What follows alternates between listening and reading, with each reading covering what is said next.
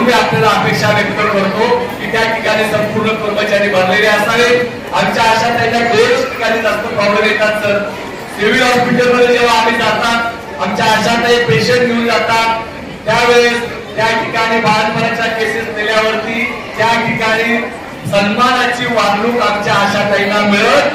नाही। जसं काही गुन्हेगार आहेत की त्या ठिकाणी ते पेशंट घेऊन जात आहेत। आमची एकच विनंती आहे महानगरपालिकेचे दवाखाने असतील जिल्हा रुग्णालय असेल त्या ठिकाणी आशाताईंना सन्मानाची वागणूक मिळावी यासाठी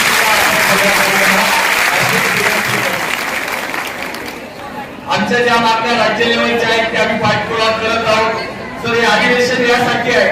की आमच्या शहराचं अधिवेशन आज होते, तालुक्याचे अधिवेशन होत आहे, जिल्ह्याचं अधिवेशन आमचं मार्च अखेर होणार आहे आणि महाराष्ट्राचं आशा व्यक्त संघटना आयकरचं अधिवेशन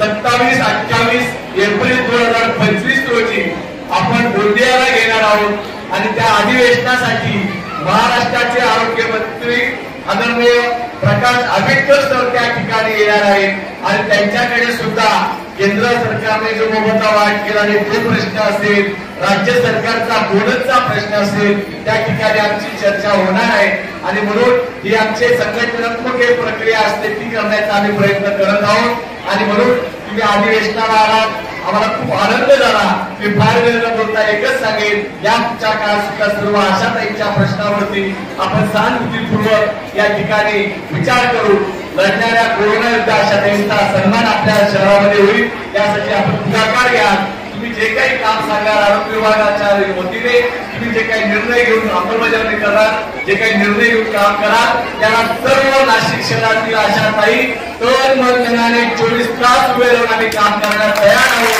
हा विश्वास देतो आणि आपल्याकडे एकच गटप्रवर्तक ताई आहेत आणि संघटना म्हणून वाटतोय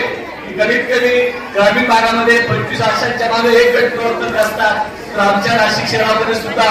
25 आशांच्या मागे एक गटप्रवर्तक ताईची नेमणूक व्हावी त्यासाठी आपण नगरपालिकेच्या वतीने प्रस्ताव पाठवा संघटना आम्ही सुद्धा पाठपुरावा करू तेही आपल्याला सांगतो। आणि एक गोष्टचं आम्हाला पुढचं दुःख होतं आमच्या आशाताईंना 10,000 रुपयाचा बोनस यावर्षी मिळाला याबद्दल आम्ही आनंद व्यक्त करतो परंतु त्याच्यासाठी काम करणारे आमच्या गटप्रवर्तक आणि आमच्या दिसेल ताई यांना मात्र या